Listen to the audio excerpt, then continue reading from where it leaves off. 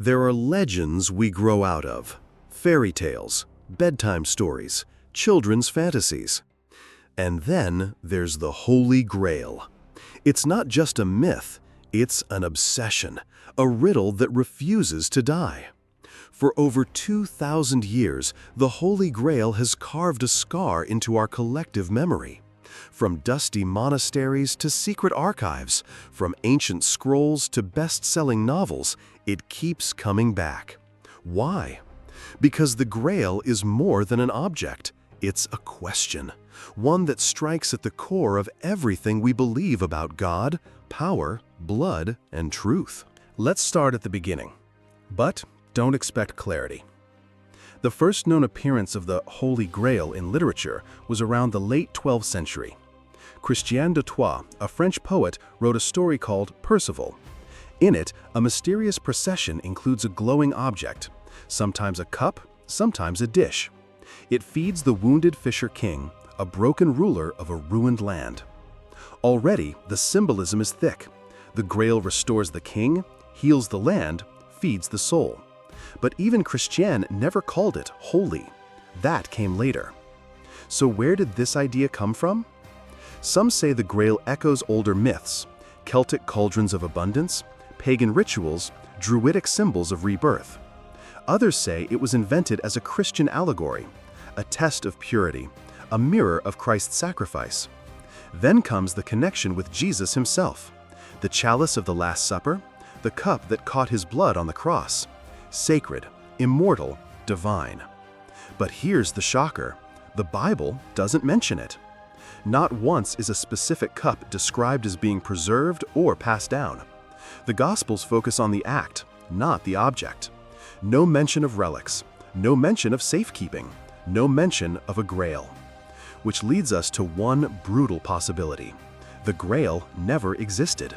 At least, not as a physical artifact. So why did it become so powerful?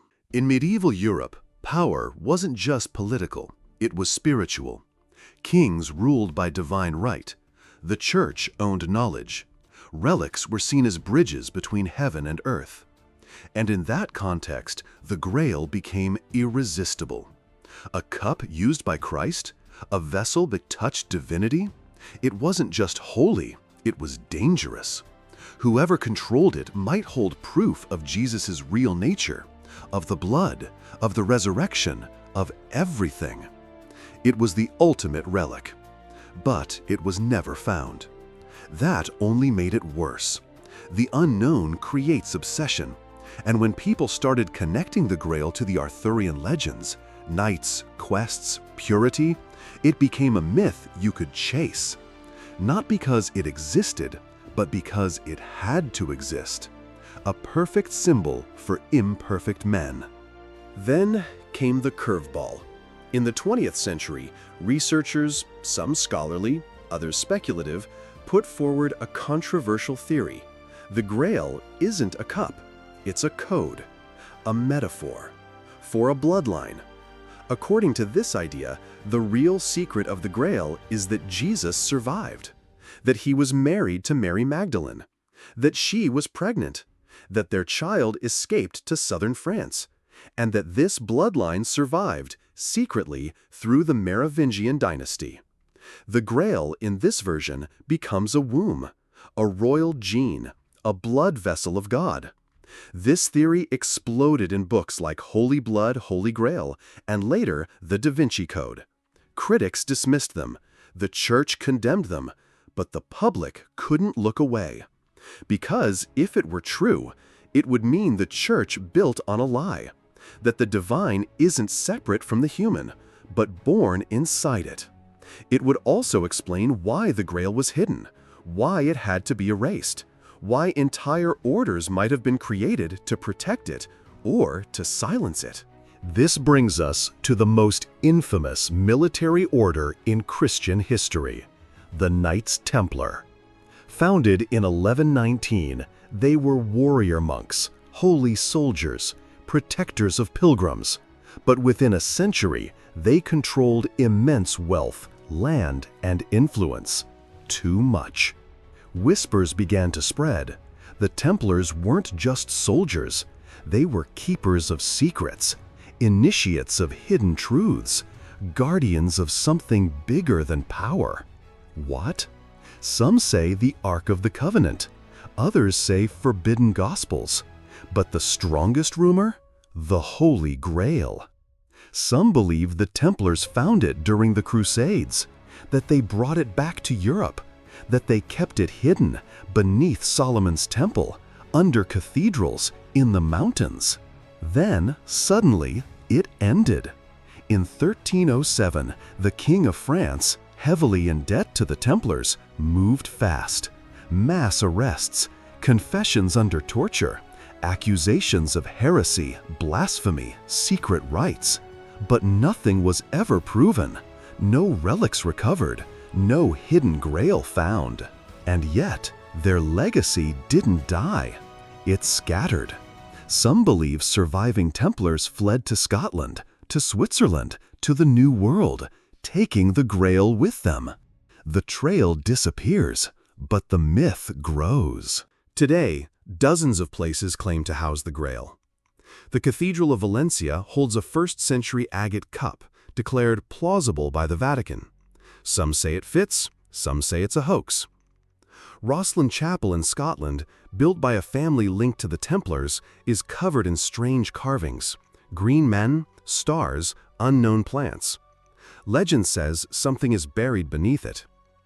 Glastonbury, England, long connected to Arthurian legend, is another contender.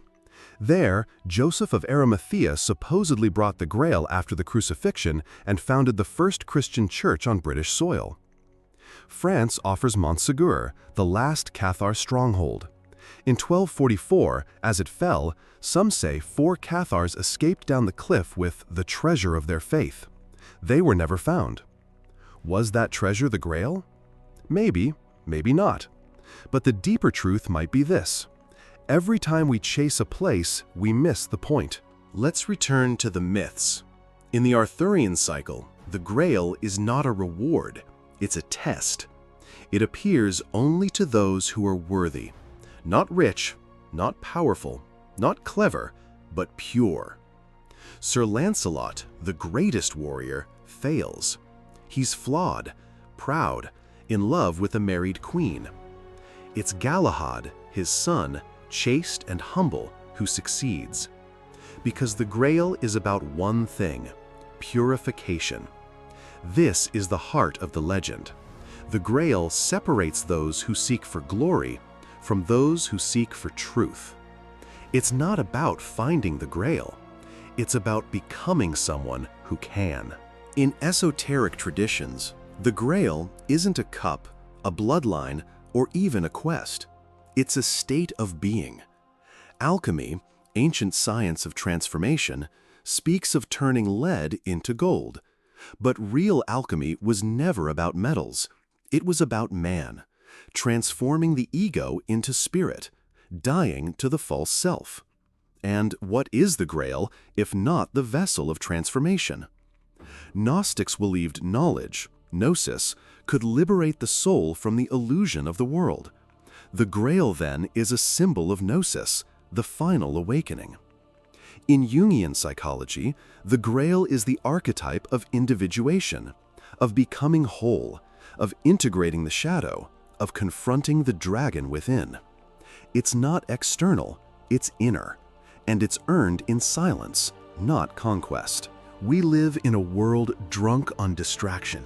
Quick answers, fast fixes, easy beliefs. And yet, something gnaws at us, something deeper, something older. The Holy Grail survives because it taps into that ache. It tells us there's something worth the pain, something sacred. But you won't find it on a screen, or in a store, or in someone else's approval. You'll find it in the empty space, in the discipline, in the breaking, in the quiet.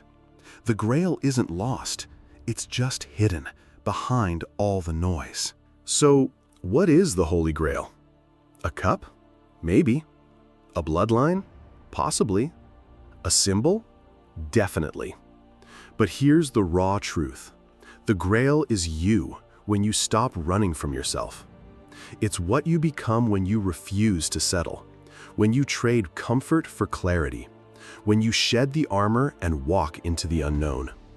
It's the courage to question, the strength to wait, the humility to fall and rise again. That's why after 2,000 years, the Grail still matters. Not because we'll find it, but because it finds us when we're finally ready.